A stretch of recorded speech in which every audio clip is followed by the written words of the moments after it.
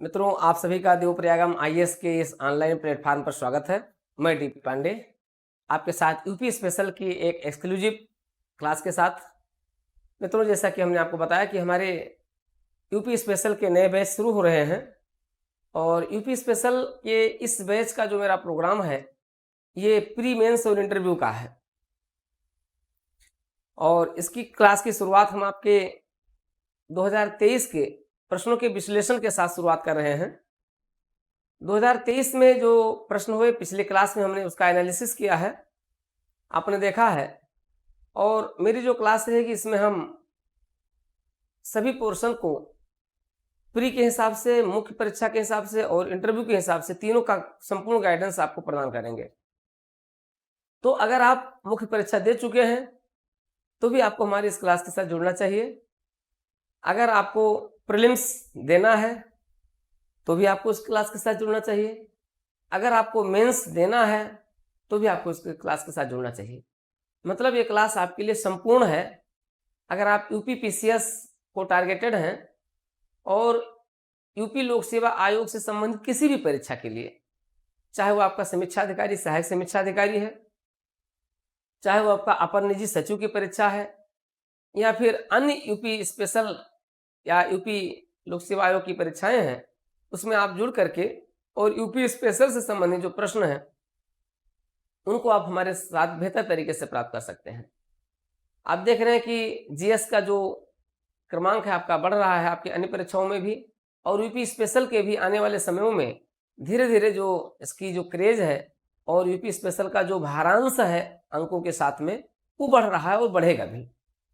प्रश्नों को भी अगर देखा जाए तो प्रश्न स्तरीय पूछे जा रहे हैं और पहली बार ही आयोजित किए गए इस परीक्षा में आपने देखा कि कितने बेहतरीन प्रश्न पूछे गए हैं। तो हमने आपके साथ पिछली क्लास में चर्चा किया था और दोनों प्रश्न पत्रों को हमने एक शार्ट एनालिसिस किया था, एक संक्षिप्त विश्लेषण हमने किया था। अब हम उसका एक कंप्लीट सॉल्यूशन, कंप्लीट जो आपका है खंड 1 सेक्शन ए में उत्तर प्रदेश में महाधिवक्ता की नियुक्ति की प्रक्रिया, उसके कार्य और उसका आलोचनात्मक परीक्षण कीजिए। आलोचनात्मक मूल्यांकन यानी परीक्षण है।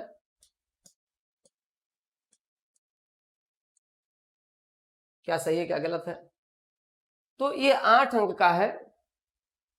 अब इस 8 अंक में अगर आपने अपने उत्तर में 3 बातें पूछी गई इस प्रश्न में, इस प्रश्न में जो आपका एग्जामिनर होगा वो आपके उत्तर का मूल्यांकन 3 आधारों पर करेगा। अगर आपने अपने उत्तर में महाधिवक्ता की नियुक्ति की प्रक्रिया बताया है, अब आप जानते हैं 8 अंक का है और इसको आपको 125 शब्दों में लिखना है। तो महाधिवक्ता की नियुक्ति की प्रक्रिया लगभग आपका 50 शब्द में आपका ये होना चाहिए।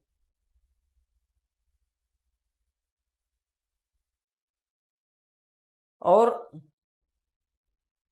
पूछा गया कार्य, लेकिन हम दोनों दे दिए हैं, भूमिका एवं कार्य, लगभग 50 शब्द में आपका ये होना चाहिए, 100 शब्द। और लगभग 20 से 25 शब्दों में या 25 से 30 शब्दों में आपका ये होना चाहिए। तो कुल मिलाकर के आपका उत्तर इतने शब्दों में क्या होगा, क्रैश किया जाएगा। इतने शब्दों में इसको देखना है और इतने शब्दों में इसे मेंटेन करना है। ठीक है, ये है आपका 50 शब्द, 50 शब्द और 25 से 30 शब्द, ये आपके हो गए 125 से 30 शब्द हो गए। अब इसमें से पता लगा कि आपने इसको कम कर दिया है या इसको बढ़ा दिया है, इसको कम कर दिया है या उसको खत्म कर दिया, तो उसी के आधार पर क्या होंगे, मार्किंग आपकी डाउन होगी। अगर आपने ये दिखा दिया है 50 शब्दों में है तो निश्चित रूप से आपको इस पर 3 अंक आपको इस पर मिलेंगे, 3 अंक, और इस पर भी आपके 3 अंक और 2 अंक इस पर मिलेंगे, 2 अंक। ये है आपका मूल्यांकन, 3 अंक, 3 अंक और 2 अंक 8 अंक। अब अगर इन 3 अंकों में आपने अच्छा लिखा है तो इस पर आपको 2 मिल जाएगा, इस पर आपको 2 मिल जाएगा, इस पर आपको 1 मिल जाएगा, 5 नंबर हो जाएगा। तो आपका 5 अंक का हो जाएगा, और 5 अंक आपका 8 में से 5 बहुत होते हैं। जहां तक है 8 में से 4 तक लोग सिमट जाएंगे, 3 तक भी लोग सिमट सकते हैं। तो ऐसे इस रणनीति के साथ आपको चलना होगा। आंसर राइटिंग में आपको बिल्कुल नपे झुके शब्दों में क्या करना है, आते हैं देखते हैं। लेकिन एक डायग्राम के साथ में तो जरूर आप इसकी शुरुआत कीजिए। आप देखिएगा, हम आ रहे हैं, देख रहे हैं, जब आप इसकी शुरुआत कीजिए।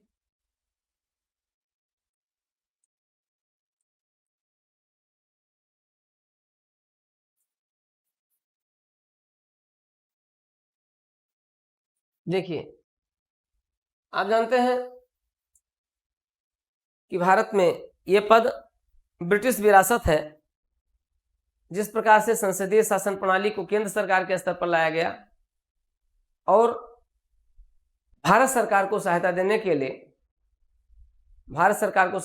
लिए एक विधि अधिकारी के रूप में महान्यायवादी की नियुक्ति की गई, उसी प्रकार से राज्य में संसदीय शासन प्रणाली लाते हुए राज्य सरकारों को विधिक सहायता देने के लिए, विधिक परामर्श देने के लिए राज्य के विधिक अधिकारी के रूप में महाधिवक्ता का पद लाया गया, एडवोकेट जनरल का पद लाया गया। और उत्तर प्रदेश सहित सभी राज्यों में यही कंडीशन है। आप जानते हैं कि यह पद आपका भारत के संविधान में भाग 6 के अंतर्गत, भाग 6 के अध्याय 2 में आर्टिकल 165 में इसका प्रावधान किया गया है। ठीक है, तो भाग 6 अध्याय 2 और आर्टिकल 165 में इसका प्रावधान किया गया है। इस महाधिवक्ता को उत्तर प्रदेश में महाधिवक्ता को सहायता देने के लिए 1 या 2 अपर महाधिवक्ता होते हैं। अपर महाधिवक्ताओं की भी नियुक्ति की जाती है। महाधिवक्ता की नियुक्ति की जाती है और आप जानते हैं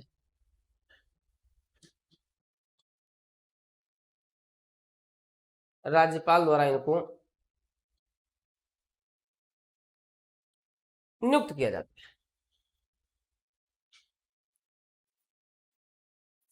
राज्यपाल द्वारा इसे नियुक्त किया गया, लेकिन नियुक्ति की प्रक्रिया क्या है भाई, आते उसी पर चर्चा करते हैं। तो ये तो डायग्राम आपको जरूर देना है। डायग्राम आपने दे दिया ना, सोने में सुहागा हो गया आपका आंसर। जैसे फिटकरी उटकरी मिला करके, रंग सब कुछ मिला करके आपने क्या किया, सब कुछ आपने अपना आंसर क्या कर दिया, बेहतरीन बना दिया। आपने दिखा दिया है, अगर एक डायग्राम बना दिया, महाधिवक्ता को सहायता देने के लिए अपर महाधिवक्ता होते हैं, राज्यपाल द्वारा नियुक्त किए जाते हैं। ठीक है, राज्यपाल के प्रसाद पर्यंत पद धारण करते हैं। इनका प्रावधान भारत के संविधान के भाग 6 अध्याय 2 के अनुच्छेद 165 में है। एग्जामिनर समझ गया कि बस आप ही है जो इसके बारे में सब कुछ जानते हैं। तो क्या है नियुक्ति की प्रक्रिया, क्या है अगर हम देखें, अगर हम इसकी नियुक्ति की प्रक्रिया की बात करें तो आइए देखिए नियुक्ति की प्रक्रिया में क्या है।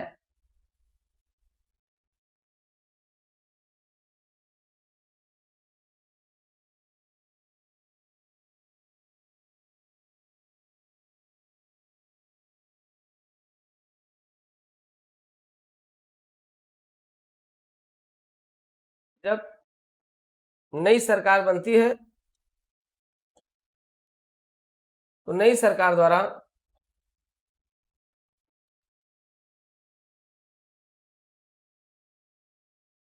सरकार के विधि अधिकारी के रूप में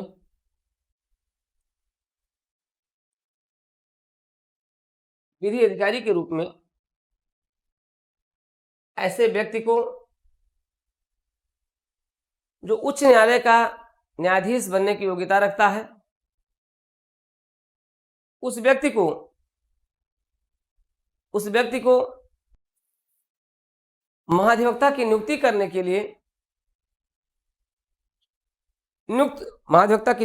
के लिए उसे अपॉइंट किया जाता है। लेकिन उसके लिए क्या किया जाता है? उसके लिए एक सूचना जारी की जाती है, ठीक है, उसके लिए पूरी एक सूचना होती है, ठीक है। अब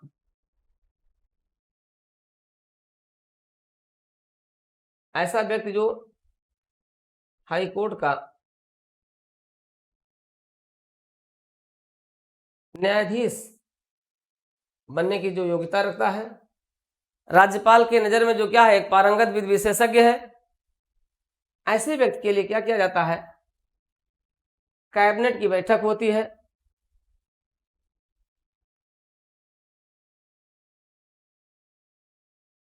कैबिनेट की बैठक होती है और इसमें ऐसे व्यक्ति के नाम की मोहर रखती है।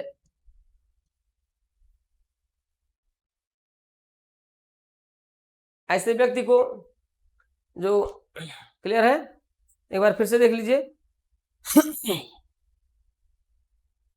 सरकार अपने विधि अधिकारी की नियुक्ति करने के लिए ऐसे व्यक्ति को जो हाई कोर्ट का न्यायाधीश बनने की योग्यता रखता है, राज्यपाल की नज़र में जो पारंगत विधि विशेषज्ञ है, ठीक है। और होता क्या है कि सामान्यतः ये ऐसी जो नई सरकार आ रही है, इस नई सरकार का जो है क्या होता है, मनपसंद व्यक्ति होता है। इस नई सरकार में जो महत्वपूर्ण वैधानिक दायित्वों वाला होता है, ठीक है, तो कैबिनेट की बैठक में ऐसे नाम वाले व्यक्ति को राज्यपाल के पास भेज दिया जाता है।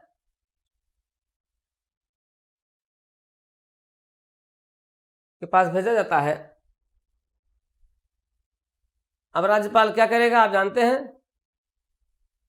कि मुख्यमंत्री की अध्यक्षता में मंत्रिपरिषद यानी कैबिनेट या मंत्रिमंडल की बैठक हुई और मंत्रिमंडल की बैठक में उस नाम को अप्रूवल कर दिया गया और इस व्यक्ति को इस नाम को राज्यपाल के पास भेज दिया गया।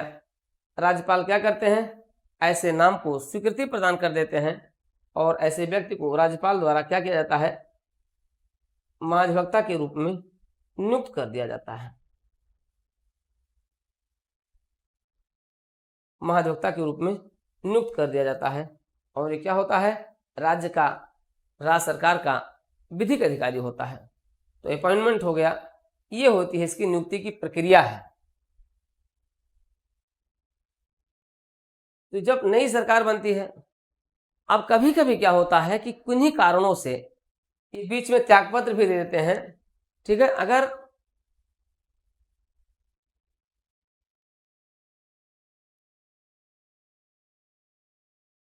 पद रिक्त हो जाता है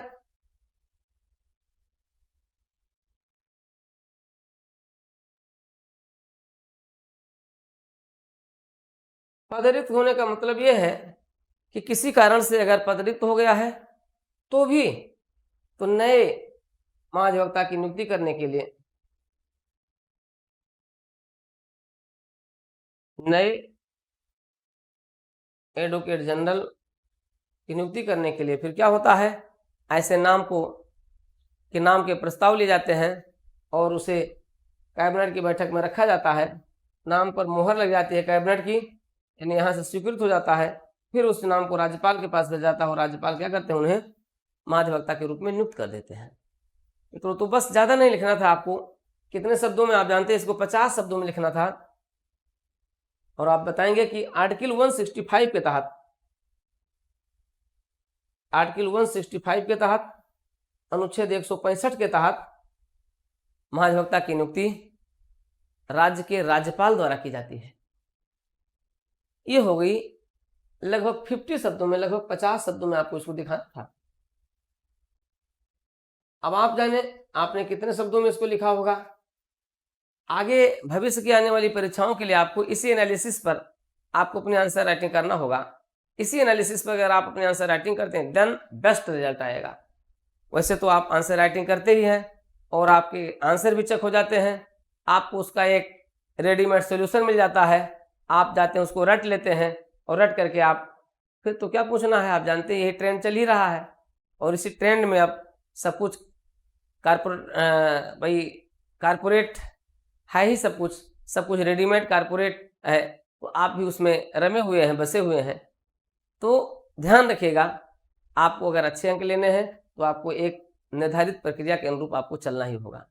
ठीक है, तो ये हो गई नियुक्ति की प्रक्रिया। शायद आप लोगों में से कई लोगों ने हमें बताया किस तरीके से आंसर राइटिंग करके आए हैं, तो उस प्रक्रिया में आपको फॉलो क्या करना है ये देखना है। ठीक है मित्रों, अब आते हैं दूसरे आंसर पर आते हैं। ये आपका होगा 50 शब्दों का आंसर हो गया, जिसको आपको लगभग 7-8 पॉइंट में आपको दिखा देना है। अगर आप 7-8 पॉइंट आपका 6-6 शब्दों का हुआ तो 8 पॉइंट आपका 6-8-48 लगभग 50 शब्दों का हो जाएगा। तो इस तरीके से आप लगभग 10 पॉइंट में या 2 पैराग्राफ में, छोटे छोटे पैराग्राफ में आप इसको 5-5 लाइन के पैराग्राफ में आप इसको दिखा सकते हैं। ठीक है, सीधे सीधे, लेकिन आपको संदर्भों को जरूर देना होगा, ये संदर्भ आपका जरूर होगा। ठीक है, तो ये रहा नियुक्ति की प्रक्रिया। उत्तर प्रदेश में महाधिवक्ता की नियुक्ति की प्रक्रिया ये होगी। मैं आपको फिर बता रहा हूं कि मेरी क्लास यूपी स्पेशल की शुरू हो रही है। ये यूपी स्पेशल इंटरव्यू तीनों को एक साथ लेकर के चल सकते हैं, आपके पास समय है और आपका इंटरव्यू भी आने वाला है। आगे आपका यूपी पीसीएस 2024 भी है, आपकी अन्य परीक्षाएं भी हैं। उन सभी परीक्षाओं के लिए आप हमारे इस रेगुलर क्लास के साथ, जो ऑनलाइन क्लास मोड में होगा और ऑफलाइन क्लास मोड में होगा, आप दोनों क्लास के साथ हमारे से जुड़ सकते हैं। आते हैं दूसरे पार्ट पर आते हैं। नियुक्ति की प्रक्रिया क्लियर हो गई। अब दूसरा पार्ट क्या है? दूसरा पार्ट है आपका, अगर आप देखें तो दूसरा आपका है कार्य, महाधिवक्ता के कार्य। अगर आप महाधिवक्ता के कार्य को देखें, ये देखिए, उत्तर प्रदेश महाधिवक्ता की नियुक्ति की प्रक्रिया हमने आपको बता दिया, उसके कार्य को बता दें और उसका फिर आलोचनात्मक मूल्यांकन कर दें, आलोचनात्मक परीक्षण कर दें। ठीक है, तो नियुक्ति की प्रक्रिया के बाद आते हैं इसके कार्य पर आते हैं।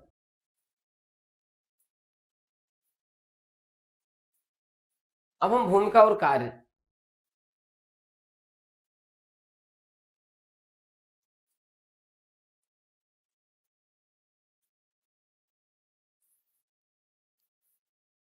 ठीक है।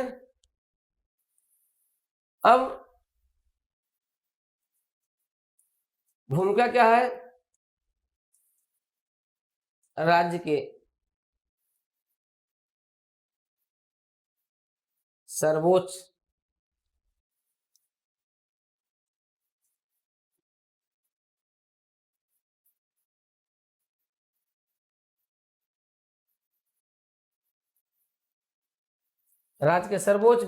विधि अधिकारी की भूमिका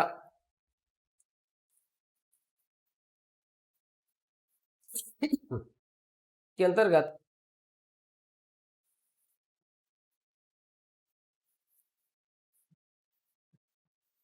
निम्न कार्य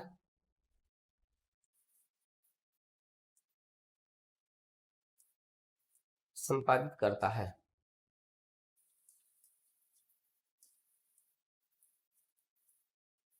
ठीक है, अब आप आ जाइए। अब देखिए एक एक पॉइंट पर आप इसको अब बताइए। ठीक है, भूमिका क्या है इसकी? राज्य के सर्वोच्च प्राधिकारी के रूप में इसकी भूमिका है। ठीक है, इस रूप में वो क्या करता है? इस रूप में क्या करता है? इस रूप में या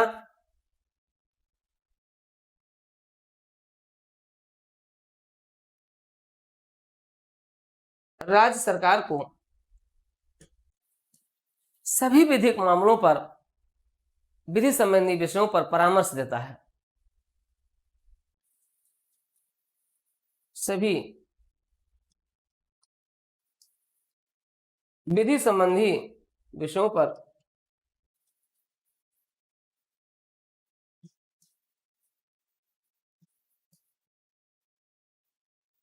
पर परामर्श देता है।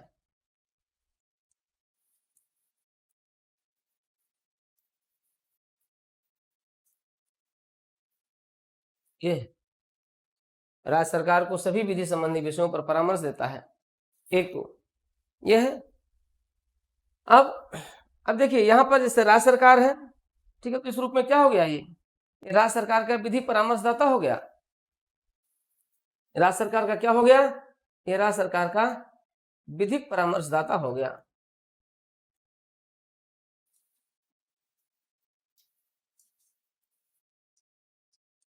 आप इतना भी क्यों लिख सकते हैं, ठीक है, विधिक परामर्शदाता के रूप में हो गया।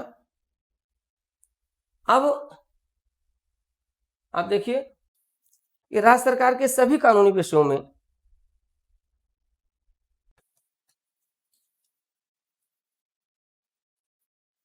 राज्य सरकार के सभी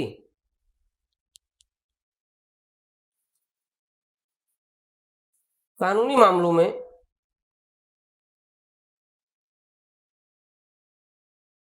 न्यायालयों में जो राज्य का उच्च न्यायालय अगर राज्य में ही है, दोनों चीजें आप देखिए कि न्यायालयों में क्या करता है,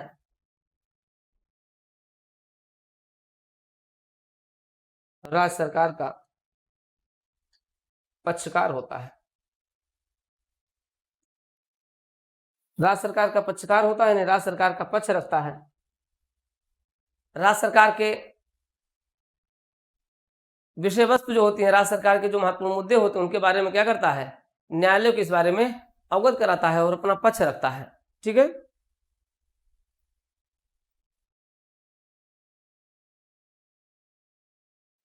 राज्यपाल, अब जैसे यहाँ पर राज्य सरकार, जैसे एक पॉइंट अलग से भी आप कहते हैं, राज्यपाल राज्य सरकार में आ गया तो राज्यपाल का भी ये क्या हो गया, विधिक परामर्शदाता हो गया। राज्यपाल चाहे राज्य सरकार, आप उसको कह सकते हैं। समय समय पर राज्यपाल द्वारा उसके सामने, ठीक है, समय समय पर राज्यपाल द्वारा क्या किया जाता है, कुछ विधिक विषयों को उनके समक्ष पेश किया जाता है। ठीक है, समय समय पर राज्यपाल द्वारा विधिक विषयों पर जो विधिक विषय इसके पास भेजे जाते हैं, उन सभी विषयों पर भी उन्हें परामर्श देता है। ठीक है, तो देखिए आपको ये भी 50 शब्दों में लिखना है, इसलिए जितना शब्द छोटे हो सके उतना आप बनाइएगा। ठीक है, देश भर में किसी भी न्यायालय में, देश भर के किसी भी सुप्रीम कोर्ट से लेकर देश के किसी भी उच्च न्यायालय में या अन्य न्यायालयों में अगर राज्य सरकार का अपना मामला होता है, उत्तर प्रदेश सरकार का मामला होता है, तो उसका ये पक्षकार पैरवी करता है। ठीक है, देश भर के किसी भी न्यायालय में क्या करेगा, ये पैरवी करेगा।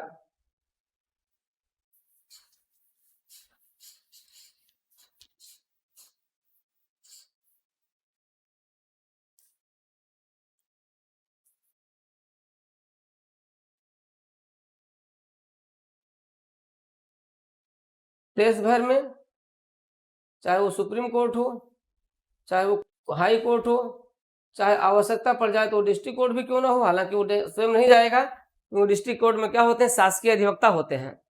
ठीक है, अभी हम एक हायरार्की देखें, आपको बताएंगे, वहां पर शासकीय अधिवक्ता होते हैं।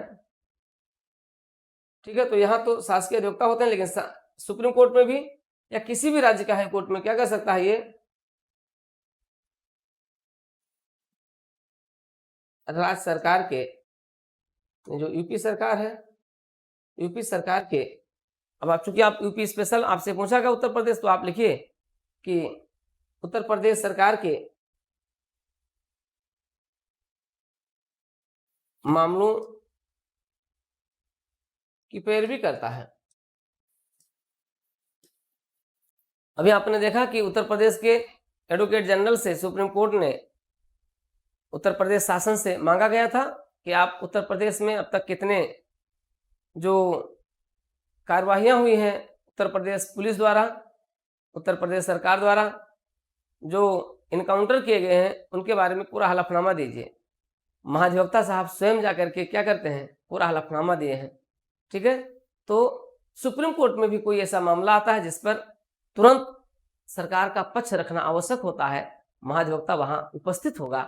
अब सरकार वहां क्या करती है, सरकार एक तो अपने महाधिवक्ता को नियुक्त करती है, कभी कभी अपनी ओर से अन्य किसी बड़े वकील को भी रख लिया जाता है, तो वो भी पक्षकार हो जाते हैं, लेकिन महाधिवक्ता जरूर रहेगा वहां पर। ठीक है तो मामलों की पैरवी करता है, सरकार का पक्ष रखता है, उस पर बहस करता है और सरकार के पक्ष को मंजूरी दिलाने का प्रयास करता है।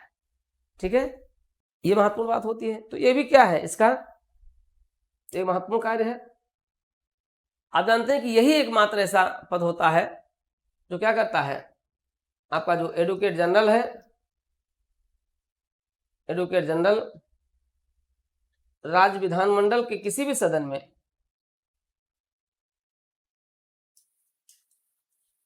राज्य विधानमंडल के दोनों सदनों में उसकी कार्यवाही में भाग ले सकता है।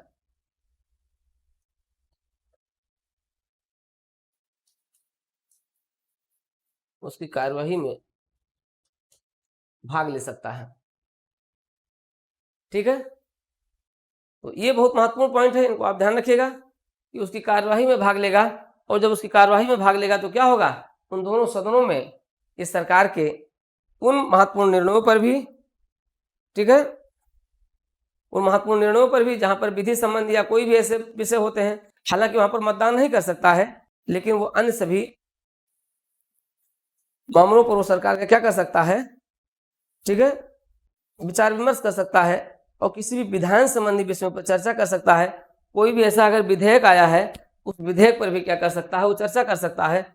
उस विधेयक पर भी, हालांकि उस पर मतदान नहीं कर सकता, लेकिन कुछ भी कर सकता है। ठीक है, कार्य में भाग ले सकता है, विधेयक पर भी वो चर्चा कर सकता है, चर्चा में भाग ले सकता है। ठीक है, तो ये सारी चीजें हैं। 5 पॉइंट हो गए, हमें लगता है कि 50 शब्द आपका हो गया होगा। ये है इसकी भूमिका। अब आप देखेंगे इस प्रकार स्पष्ट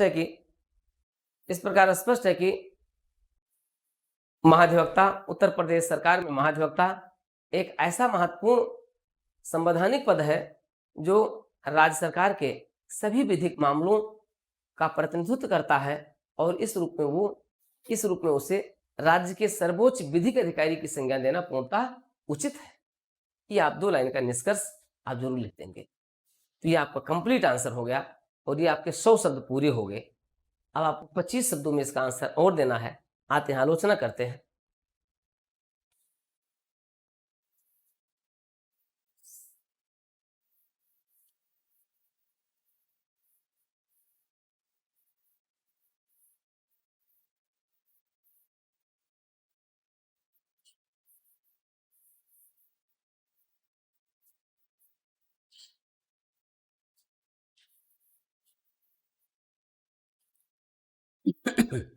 मित्रों, इस समय चूंकि साक्षात्कार की भी कक्षाएं चल रही हैं, सभी और भी कई चीजें हैं, तो आपके साथ लगातार आपके साथ अब जुड़े रहेंगे। आप हमारी इस क्लास के साथ लगातार जुड़े रह करके आप बेहतरीन कर सकते हैं।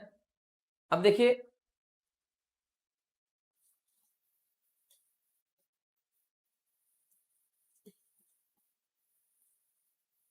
आलोचनात्मक परीक्षण करना है, इसकी आलोचना कीजिए। सबसे बड़ी आलोचना क्या है इसकी? देखिए, अभी सिर्फ कहीं किताबों में नहीं दिया गया है, इसको आपको अपने लिखना होगा और इसको मैं पहले से ही लिखा चुका हूं। इस पूरे आंसर को मैंने आपको बताया था, मैंने आपको दिखाया भी है। इस पूरे आंसर को दिखाया, बड़ा सौभाग्य है, बड़ा संयोग मात्र है कि हूबहू प्रश्न का उत्तर आया, प्रश्न पूछा गया है और आपके जीएस मेंस 5वें प्रश्न पत्र का ये पहला प्रश्न हो जाता है। इससे और भी खुशी हो जाती है कि मेरे द्वारा आजमाया गया पूरा पैटर्न इसके पूर्णतः अनुकूल रहा है। आलोचनात्मक परीक्षण में आप देखिए क्या है। सबसे बड़ी आलोचना तो इसकी कि इतना बड़ा संवैधानिक पद और इसका अनिश्चित कार्यकाल। नहीं, इसका कार्यकाल सुनिश्चित होना चाहिए। कार्यकाल क्या होता है? कार्यकाल अनिश्चित होता है, अनिश्चित होता है। ये क्या है? राज्यपाल के प्रसाद पर्यंत होता है। प्रसाद पर्यंत है तो कभी भी हटाया जा सकता है, कभी भी हटाया जा सकता है।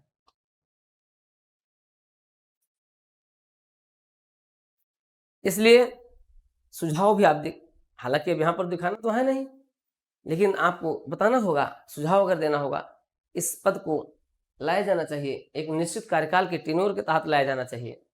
कार्यकाल अनिश्चित होता, कभी भी ये पद इसको हटाया जा सकता है। जैसे ही राज्य के साथ क्या होता है, राज्य सरकारों को लगता है कि हाँ महाधिवक्ता उनके मामलों को व्यवहार में क्या होता है कि 2-3-4 मामले में अगर सरकार की न्यायपालिका में, हाई कोर्ट, सुप्रीम कोर्ट में अगर थोड़ी सी सरल शब्दों में कहें बेइज्जती हो जाती है, अगर बहुत अच्छे मामलों पर वो जीत नहीं पाते हैं, तो तुरंत महाधिवक्ता के ऊपर आंच लगता है, महाधिवक्ता को विवश कर दिया जाता है कि आप त्यागपत्र दीजिए तो आपको हटा दिया जाएगा।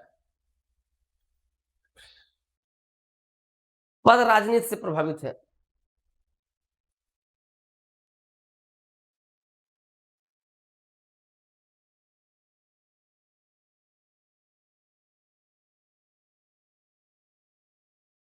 पद राजनीति से प्रभावित है। सबसे बड़ी बात है कि ये पद क्या है? राजनीति से प्रभावित है। ठीक है, इस पद पर राजनीतिक ऊंची राजनीतिक पहुंच रखने वाले, शासन सत्ता के गलियारों में जिनकी ऊंची पहुंच होती है, वही लोग क्या होते हैं?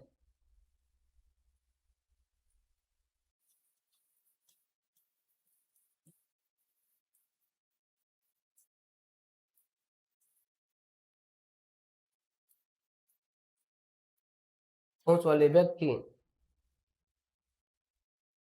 उन्हीं की नियुक्ति होती है। सबसे बड़ी बात यह है, तो आप सोचे कि इतना गरिमामयी पद है और फिर भी इस गरिमामयी पद की स्थिति यह है। तीसरी सबसे बड़ी आलोचना क्या है? जैसे ही सरकारें बदलती हैं, ये पद भी क्या होता है? समाप्त हो जाता है।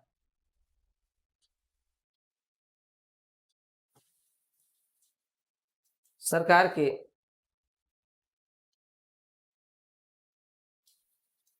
बदलने के साथ ही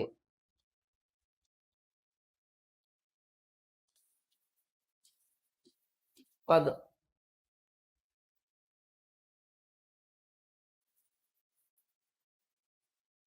जो व्यक्त होते हैं, पदासीन व्यक्ति, वो भी क्या करते हैं? त्यागपत्र दे देते हैं। वो भी त्यागपत्र दे देते हैं। तो बड़ी बात है, इतना महत्वपूर्ण संवैधानिक पद, जिसकी एक गौरवशाली परंपरा है, जिसकी एक गौरवमयी स्थिति है, वो क्या हो जाता है? राजनीतिक गलियारों में राजनीतिक तुष्टिकरण का शिकार रहता है। और इसीलिए क्या करता है, ये राजनीतिक जो आकांक्षा होती है, उसी के साथ ये सदैव क्या करता है? कार्य कर रहा होता है। और इसीलिए इस पद को राजनीतिक रूप से व्यापक रूप से दुरुपयोग होते हुए देखा जाता है। ठीक है, अब उत्तर प्रदेश में अगर आप देखें,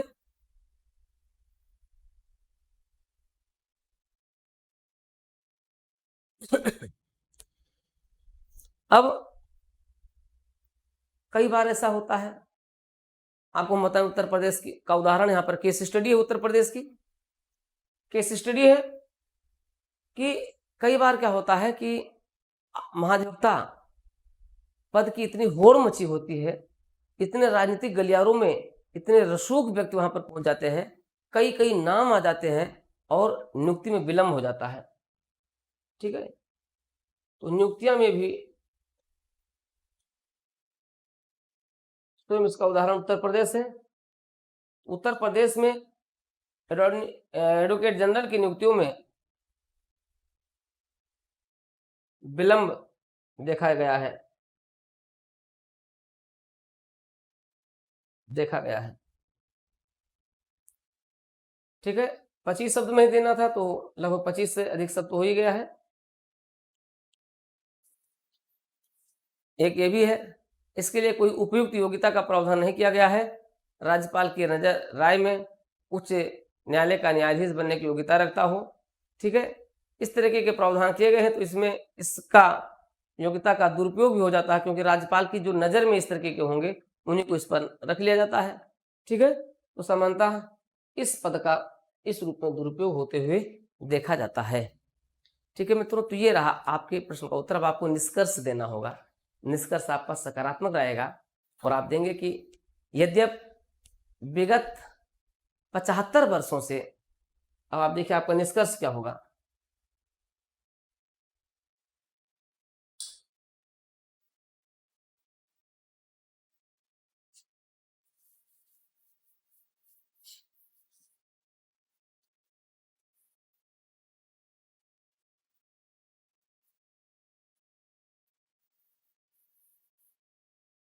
आप देखेंगे, निष्कर्ष देंगे, 2 लाइन का ज़्यादा नहीं देना है, क्योंकि आपको सब सीमा ध्यान देना है। निष्कर्ष क्या रहेगा कि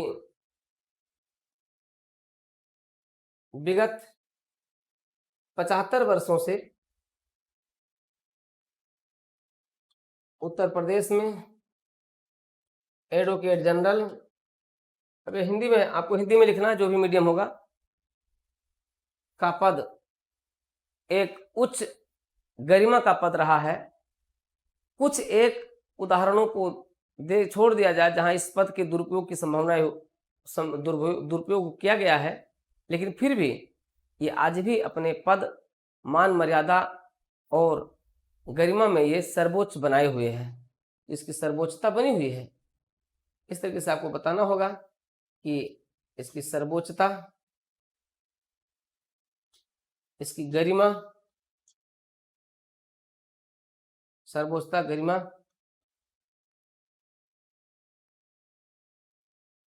आज भी बनी हुई है। इस तरीके से आप इसका आंसर को इन करेंगे और अब ये आपका आंसर, मेरे ख्याल से आपका ये 8 नंबर का उत्तर। अब आप इतना लिख देते हैं तो आप 5 अंक के हकदार तो हो ही गए, ये आपका 5 से 6 अंक भी हो सकता है। कितना शानदार तरीके से आपको मित्रों लिख करके आना होगा। जहां तक मैं समझ पा रहा हूं, ये अपने आप में ये उत्तर क्या है, कंप्लीट उत्तर है। ठीक है, इस तरीके से हम आपके साथ इन सारे प्रश्नों की एनालिसिस करेंगे, सारे प्रश्नों की एनालिसिस आपके सामने प्रस्तुत करेंगे। लेकिन आप जानिए कि मेरे इस यूपी स्पेशल के प्रोग्राम के साथ आप जरूर जुड़िए। ये यूपी स्पेशल का प्रोग्राम आपको प्रत्येक दिन आपको हमारे यूट्यूब चैनल पर भी और हमारे ऐप के माध्यम से आपको ये संपूर्ण क्लास प्राप्त होगी। तो आप देवप्रयागम IAS ऐप डाउनलोड कर लीजिए, DPIS यूट्यूब चैनल को आप सब्सक्राइब कर लीजिए। DPIS यूट्यूब चैनल पर इसका संपूर्ण एनालिसिस क्लास आपको उपलब्ध होगी, तो आप इससे एक बेहतरीन मार्गदर्शन भी प्राप्त कर सकते हैं। एक अच्छी आंसर राइटिंग भी आप यहाँ से ले सकते हैं। कंटेंट की जो रिसर्च स्थिति है उसको भी आप हमसे जुड़ करके और बेहतरीन तरीके से प्राप्त कर सकते हैं। तो आइए जुड़िए, अविलंब जुड़िए, बिना किसी विलंब के आइए देवप्रयागम IAS के साथ जुड़िए। आप सभी उत्तर प्रदेश के भावी अधिकारी हैं और आप सभी भावी अधिकारियों का देवप्रयागम IAS स्वागत करता है।